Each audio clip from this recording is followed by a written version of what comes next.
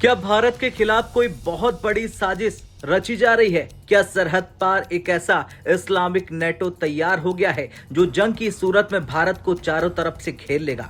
हाल ही में जब पाकिस्तान, सऊदी अरब और तुर्की ने एक मेगा डिफेंस पैक्ट पर दस्तखत किए तो पूरे एशिया में हलचल मच गई। एक्सपर्टों ने चेतावनी दी कि इसमें आर्टिकल 5 जैसा क्लॉज है, यानी पाकिस्तान पर हमला तो सऊदी और तुर्की पर भी हमला माना जाएगा।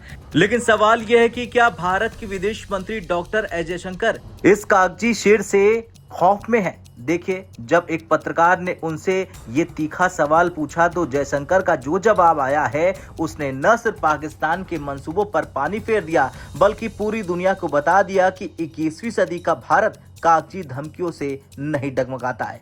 ऐसे में चलिए जानते हैं जयशंकर का वो मास्टर क्लास जवाब, जो इतिहास का वो सबक है जो पाकिस्तान शायद भूल चुका है। दरअसल पत्रकार का सवाल सीधा था कि साहब, ये 3 देश एकजुट हो रहे हैं, भारत पर क्या असर होगा इसका? तो जयशंकर साहब के चेहरे पर एक सदी हुई मुस्कान आई। उन्होंने कोई लंबा चौड़ा भाषण नहीं दिया बल्कि एक कड़वा सच सामने रख दिया। उन्होंने याद दिलाया कि कुछ समय पहले सऊदी अरब पर ईरान समर्थित हुतियों ने मिसाइलों की बारिश की थी। उस वक्त ये डिफेंस पैक्ट चर्चा में था। क्या पाकिस्तान ने अपनी फौज रियाद भेजी? क्या पाकिस्तान के टैंक सऊदी अरब की हिफाजत के लिए निकले? जवाब है बिल्कुल नहीं। यही नहीं, अफगानिस्तान बॉर्डर पर जब पाकिस्तान की सेना को भारी नुकसान उठाना पड़ा तब सऊदी और तुर्की कहां थे? इंटरनेशनल पॉलिटिक्स का पहला नियम है स्वार्थ। डॉक्टर जयशंकर ने साफ कर दिया कि जो देश अपनी सरहदें नहीं बचा पा रहे हैं वो दूसरों के लिए जंग लड़ने आएंगे। ये सोचना ही बचकाना है। जो लोग आज इस पैक्ट को देखकर परेशान हैं उन्हें 1955 में वापस ले चलते हैं।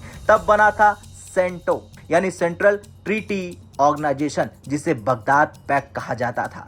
सोचिए, उस ग्रुप में यूके जैसा सुपर पावर, तुर्की, इराक, ईरान और पाकिस्तान शामिल थे। भारत के लिए वो दौर आज से कहीं ज्यादा चुनौतीपूर्ण था। पाकिस्तान को लगा था कि 1971 की जंग में ये सब उसकी रक्षा करेंगे, लेकिन क्या हुआ? जब भारतीय सेना ने ढाका में पाकिस्तान के 2 टुकड़े किए तो न यूके आया, न तुर्की आया और न ही ईरान। अंत में क्या हुआ?